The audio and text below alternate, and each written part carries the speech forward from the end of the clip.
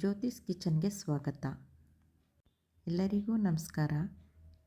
ಯಾರೆಲ್ಲ ನನ್ನ ವಿಡಿಯೋ ನೋಡ್ತಾ ಇದ್ದೀರಾ ಸಬ್ಸ್ಕ್ರೈಬ್ ಮಾಡ್ಕೊಂಡು ನೋಡಿ.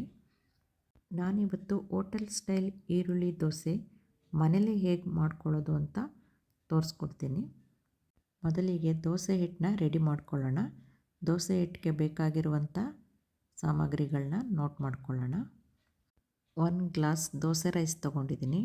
ಅದರಲ್ಲಿ 1/4 ಕಪ್ ಉದ್ದಿನಬೇಳೆ, 2 ಚಮಚ ಕಡಲೆಬೇಳೆ, 4 ಚಮಚ ಹೆಸರುಬೇಳೆ, 1 ಸ್ಮಾಲ್ ಬೌಲಲ್ಲಿ ಅವಲಕ್ಕಿ ತೊಗೊಂಡಿದ್ದೀನಿ. ಇಷ್ಟನ್ನು ನಾನು ಒಂದು ದೊಡ್ಡ ಬೌಲಿಗೆ ಹಾಕಿ ಮಿಕ್ಸ್ ಮಾಡ್ಕೊತೀನಿ. ಎಲ್ಲನೂ ಒಟ್ಟಿಗೆ ಹಾಕ್ಕೊಂಡು ನಾನು ಇದನ್ನು ನೀರಲ್ಲಿ ಸೋಕ್ ಮಾಡಿ ಒಂದು 5ರಿಂದ 6 ಗಂಟೆ 5 to 6 ಅವರ್ಸ್ ಇದನ್ನು ನಾವು ಸೋಕ್ ಮಾಡಿ ಇಟ್ಕೋಬೇಕು. ಚೆನ್ನಾಗಿ ನೀರಿನಲ್ಲಿ ತೊಳೆದು ಅದನ್ನು ನಾನು ನೆನೆಸಿ ಇಟ್ಕೊಳ್ಳೋಣ. ಜೊತೆಗೆ ಒಂದು 2 ಸ್ಪೂನ್ ಮೆಂತ್ಯನೂ ಹಾಕ್ಕೊಳ್ಳಿ. ಹೆಸರುಬೇಳೆ ಮತ್ತು ಕಡಲೆಬೇಳೆ ಹಾಕೋದ್ರಿಂದ ದೋಸೆ ಒಳ್ಳೆ ಮಸಾಲೆ ದೋಸೆ ಕಲರ್ ಬರುತ್ತೆ. ಈಗ ಇಷ್ಟನ್ನು ವಾಶ್ ಮಾಡಿಕೊಂಡು ಅದರ ತುಂಬ ನೀರು ಹಾಕಿ ಈಗ ನಾವು ಒಂದು 5-6 ಗಂಟೆ ಮುಚ್ಚಿ ಇಟ್ಕೊಳ್ಳೋಣ. ಈಗ ನೆಂದಿದೆ ನೋಡಿ. ಮಿಕ್ಸಿಗೆ ಹಾಕಿ ಗ್ರೈಂಡ್ ಮಾಡ್ಕೊಳ್ಳೋಣ. ನುಣ್ಣಗೆ ನಾವು ಇದನ್ನು ರುಬ್ಕೊಳ್ಬೇಕು. ರುಬ್ಕೊಂಡ ನಂತರ ನಾವು ಒಂದು ದೊಡ್ಡ ಪಾತ್ರೆಗೆ ಹಾಕ್ಕೊಬಿಡೋಣ. ಯಾಕಂದರೆ ಅದು ಓವರ್ ನೈಟ್ ಬಿಡೋದ್ರಿಂದ ಉಬ್ಬಿ ಬರುತ್ತೆ. ಹಿಟ್ಟು ಉಬ್ಬಿ ಬರೋದ್ರಿಂದ ಸ್ವಲ್ಪ ದೊಡ್ಡ ಪಾತ್ರೆಗೆ ನಾವು ಇದನ್ನು ಹಾಕಿ ಇಟ್ಕೊಳ್ಳೋಣ. ನಾನು ಇದಕ್ಕೆ ನೈಟ್ ಉಪ್ಪು ಹಾಕೋಲ್ಲ, 2 ಸ್ಪೂನ್ ಶುಗರ್ ಹಾಕ್ಕೋತೀನಿ. ಈ ಶುಗರ್ ಹಾಕೊಳ್ಳೋದ್ರಿಂದನೂ ಕಲರು ಚೆನ್ನಾಗಿ ಬರುತ್ತೆ, ಒಳ್ಳೆ ಮಸಾಲೆ ದೋಸೆ ಕಲರ್ ಬರುತ್ತೆ. ಮಿಕ್ಸ್ ಮಾಡಿ ಓವರ್ ನೈಟ್ ಇದನ್ನು ನಾವು ಮುಚ್ಚಿ ಇಟ್ಬಿಡೋಣ. ಲಿಡ್ ಕ್ಲೋಸ್ ಮಾಡಿ ಬೆಳಗ್ಗೆವರೆಗೆ ಅದು ಚೆನ್ನಾಗಿ ಉಬ್ಬಿ ಬರುತ್ತೆ. ನೋಡಿ, ಈಗ ದೋಸೆ ಹಿಟ್ಟು ಚೆನ್ನಾಗಿ ತುತ್ತು ಆಗಿ ಉಬ್ಬಿ ಬಂದಿದೆ. ಈಗ ಅದಕ್ಕೆ ರುಚಿಗೆ ತಕ್ಕಷ್ಟು ಉಪ್ಪು ಹಾಕ್ಕೊಂಡು ಮಿಕ್ಸ್ ಮಾಡ್ಕೊಳ್ಳೋಣ. ಸಾಲ್ಟ್ ಹಾಕೋತಾ ಇದ್ದೀನಿ. ಎಷ್ಟು ಬೇಕು ಅಂತ ನೋಡಿಕೊಂಡು ಹಾಕ್ಕೊಳ್ಳಿ. ಈಗ ದೋಸೆ ಹಿಟ್ಟು ರೆಡಿಯಾಗಿದೆ. ಈ ಈರುಳ್ಳಿ ದೋಸೆಗೆ ನಾವು ಕಾಯಿ ಮತ್ತು ಕಡಲೆ ಹಾಕಿ ನೀರಿನಂಗೆ ಸ್ವಲ್ಪ ಚಟ್ನಿ ಮಾಡ್ಕೊಳ್ಳೋಣ.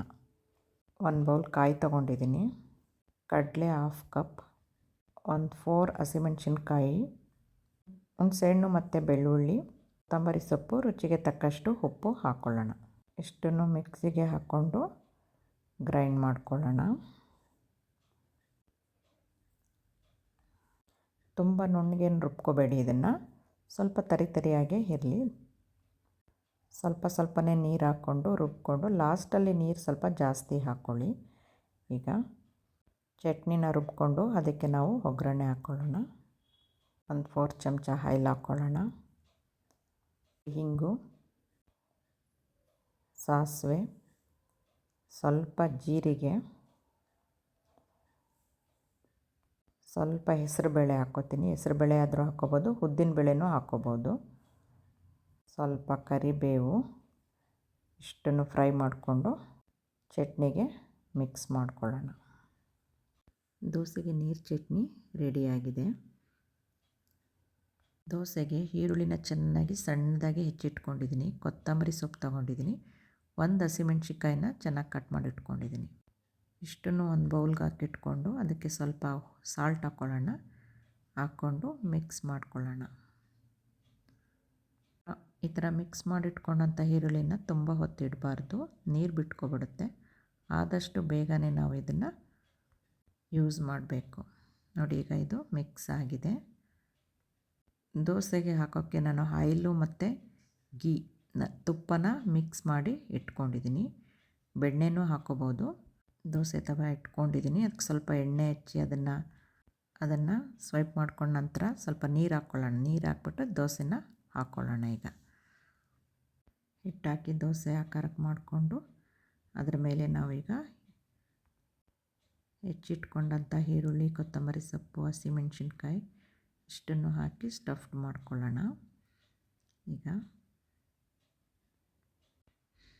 ಎಲ್ಲ ಹಾಕ್ಕೊಂಡ ನಂತರ ಸುತ್ತ ಆಯಿಲ್ ಹಾಕ್ಕೊಳ್ಳೋಣ. ಮಧ್ಯೆ ಎಲ್ಲ ಹಾಕ್ಕೊಂಡು ತುಪ್ಪ ಎಣ್ಣೆ ಮಿಕ್ಸ್ ಮಾಡಿ ಇಟ್ಕೊಂಡಿರೋ ಅಂಥ ಎಣ್ಣೆನ ಹಾಕ್ಕೋತಾ ಇದ್ದೀನಿ. ಸುತ್ತಲೂ ಸ್ವಲ್ಪ ಹಾಕ್ಕೊಳ್ಳೋಣ.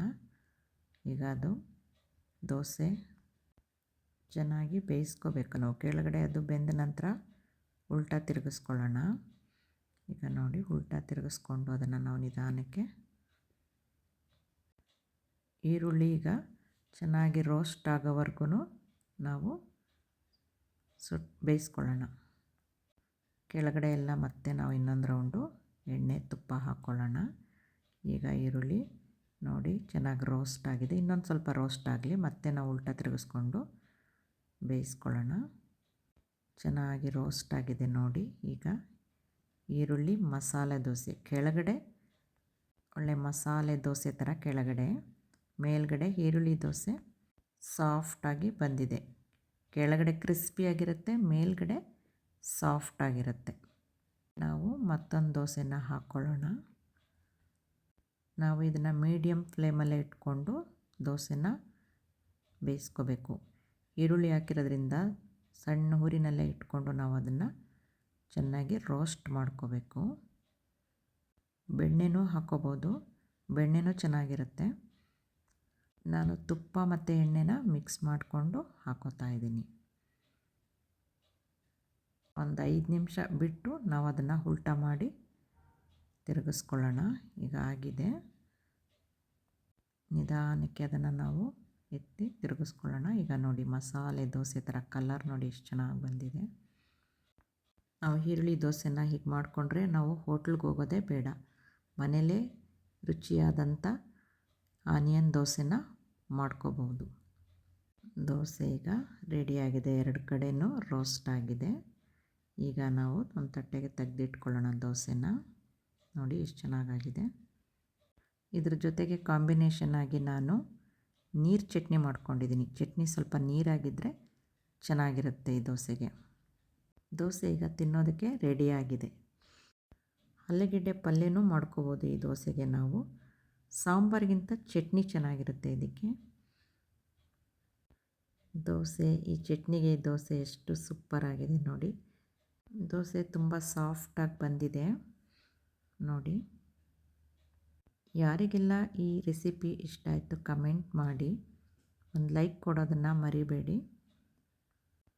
ಫ್ರೆಂಡ್ಸ್ ಆ್ಯಂಡ್ ಫ್ಯಾಮಿಲಿಗೆ ಶೇರ್ ಮಾಡಿ. ಮತ್ತೊಂದು ರೆಸಿಪಿಯೊಂದಿಗೆ ಸಿಗೋಣ. ಧನ್ಯವಾದಗಳು.